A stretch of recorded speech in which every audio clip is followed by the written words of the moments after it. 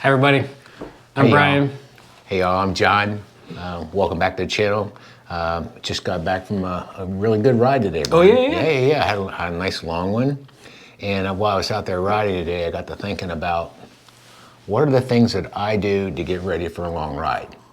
And I call them my pre-ride rituals. So I've got the steps.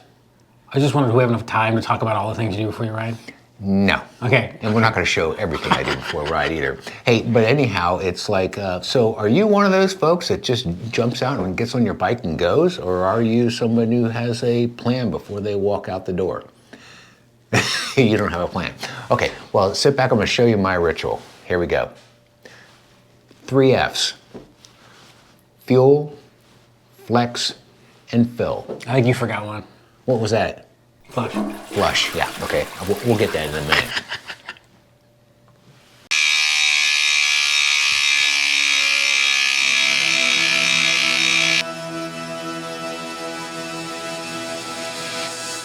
So, Brian, I tell you, my day starts, you know, when I get up, and I've got some video of my fueling in the morning, my food, okay? And this particular video here that we're showing right now, this is, you know, I don't eat the same thing every morning, but what I do before a big ride like today's, I make sure I'm eating at least 2 hours before my ride, because I don't want anything, you know, upsetting my stomach.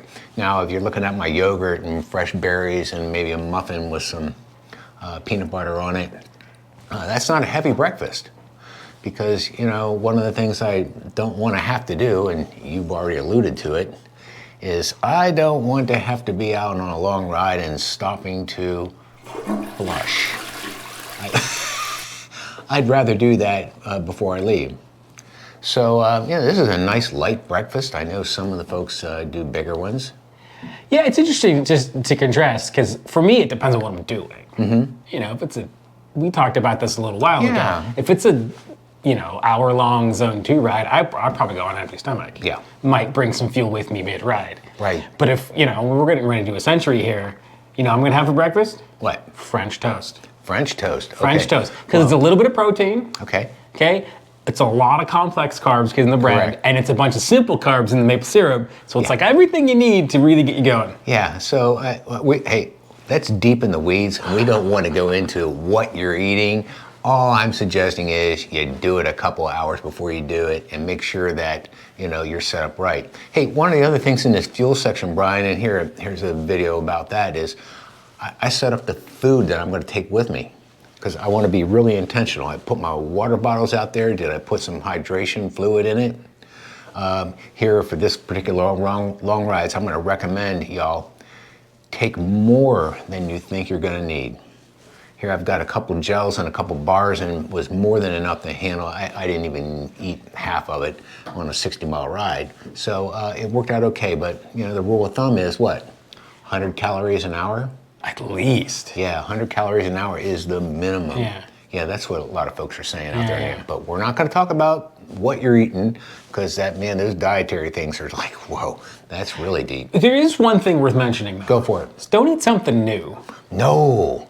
Now, I got 3 things for breakfast, Brian. Yogurt and fresh fruit, oatmeal with fresh fruit, or an egg white. Those are my 3, and I just alternate them. I don't do the same thing every day. Yeah, and I mean, like, if you're just going on a little ride, but if you're going on a big thing, you definitely don't want to have a meal you've never ridden on. No, that could be disastrous, because then you might be out there flushing after all. Okay. Definitely. Yeah, cool. Make sure it's something familiar. Yeah, great. So, Brian, I've done my fuel, I've done my food, I got that all ready to go. The next F is flex, and I do a stretching routine every day. Do you stretch before you ride? No, Okay. not usually. No, because you know what? I have a few more miles on these bones and tendons and ligaments than maybe you do. But I go through this routine, and so here's some video of that, and just some snippets. It's not really interesting, but the first one here I want to show you. This is, and I adapted these all from the yoga workouts I get from my Yahoo program. This is it's a figure 4 stretch. And because I'm a little bow-legged, and it really helps to stretch that IT band, because you talk about knee pain in an IT band, that is no fun. So I'm really religious about that. And then what I do is I use the yoga wind relieving pose and actually really open up those hips, because I find that's where my biggest constraints are, is in my hips and my glutes. And then, here's an interesting one, Brian. I do a reclining spinal twist that comes from yoga also. But the one that I'm showing here with me laying on my side, stretching my arm, that's something that the physical therapist gave me. They say a lot of cyclists have impingements up here in your shoulders, so if your shoulders are doing that, this is something you might want to consider. It's called the sleeper stretch. Yeah, that's the other one. And then I get up and get up in a kneeling position and do a lunge, and do that also. I guess the other point I want to make in all this right here, talking about stretching, is I've also laid out all my gear I'm going to wear. So I know the minute I get done my stretch, here's my gear. I know it's going to be cool today. I got my arm warmers out. I got all the things that you don't think about that, do you? Well, I lay mine out. I don't. I was just trying to wonder if you were doing yoga in your bib shorts. No, I'm not doing yoga in my big shorts. I'm doing yoga in my sweats. You're welcome for that visual. Yeah, no, thank you. Okay, cool. So that's number 2, is flex.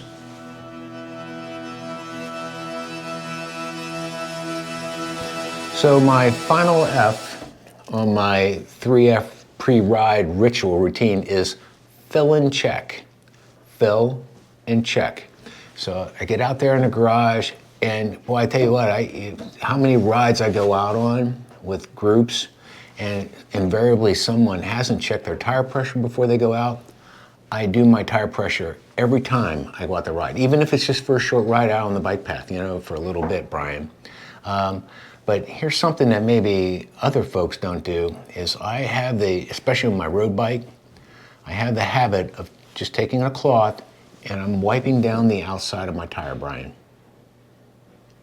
How many times have I found a little piece of metal embedded in there that I have time now to take it out and make sure I'm avoiding a disaster down the road and have to stop in the middle of my ride to fix that too. Yeah, that's a really good idea. I mean, a lot of flats, supposedly, it doesn't happen right away. The thing gets stuck and then it works your way in. It works its way in. So by just taking that cloth and it's real quick, you just saw that there.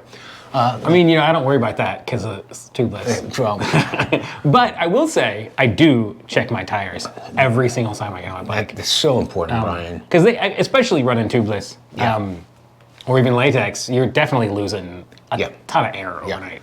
Absolutely. And the last part of my fill and check is I get out my SRAM app, and here I am showing you how that looks. I check those batteries before I go out the door. I check if there's a firmware download, because I don't want to be 4 hours away from home and then have something go wrong with my shifting. You talk like that's hypothetical? I've had a firmware problem out on a longish ride, and I was able to muscle my way up.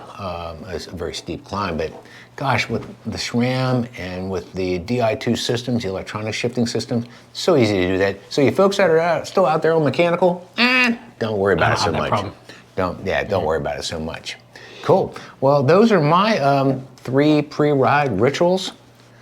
Fuel, that's my food. Oh, I'm drinking black coffee there, by the way. That helps with the 4th F. That helps with the flush, yeah. You're hooked on that, aren't you? Okay. And then the flex, making sure that, I've stretched out appropriately. And then fill and check, and I think that's a really important one to do. Okay, so let us know down there in the comments if you're I'm just going to jump on it and go today, or do you have a routine that you like to follow to make sure that you have a fun ride? And you don't have a routine. I don't have I will make sure I do stuff for like a really big ride. Mm-hmm. Like a Century or something, like when we did Steamboat. It was just a regular ride. Yeah. I don't have a routine. I was out for almost 4 hours today, so, it was important for me to do that work and to go through those mental processes, because I think on race day and on event day, you perform like you train. Yeah. There you go. Okay, well, hope this was helpful and mildly entertaining. Maybe. And so if it was, or even if it wasn't, give us a thumbs up and smash that subscribe button. Yeah, and if we left anything out, drop a comment down below. Put it down below. What do you do before your ride that we didn't talk about? Yeah, cool. Well, in the meantime, go out and figure out what your rituals are. If you don't have one, maybe you ought to think about one and have some fun and Keep the road side down. Absolutely. Great. All right, y'all. See you next time. Bye. Bye.